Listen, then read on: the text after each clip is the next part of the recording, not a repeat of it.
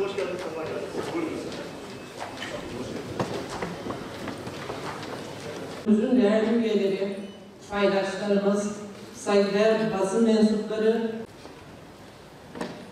özellikle de pandeminin etkisiyle artık bugün dünyada ve uluslararası ilişkiler literatüründe gıda güvenliği dediğimiz zaman sizin kendi halkınızı yeterli ve uygun nitelikteki gıda ile besleyebilmeniz anlamına geliyor. Türkiye'de yağlı tohumlar açısından bizim 10 yıllardan beri devam ede gelen bir açığımız var.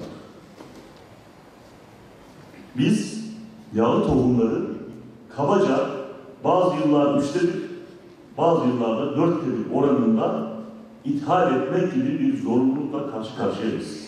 Benzer şekilde bizim buğdayda da açığımız var. Biz buğday da ithal ediyoruz.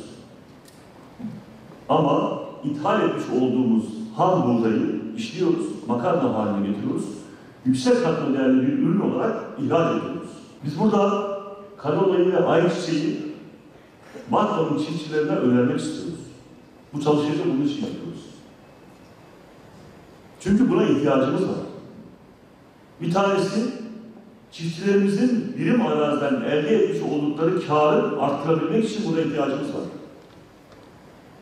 Buğdaydan daha yüksek katma değer elde edebileceğimiz ürünler var.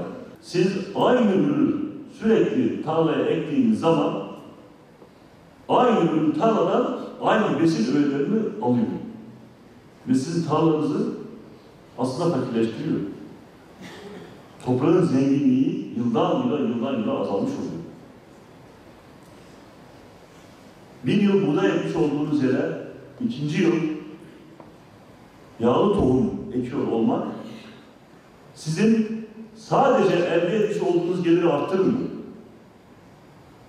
Toprağı zenginleştirmek suretiyle bir sonraki sene ekmiş olduğunuz buğdaydan daha fazla buğday elde etmesi, daha fazla gelir elde etmeniz anlamına da geliyor.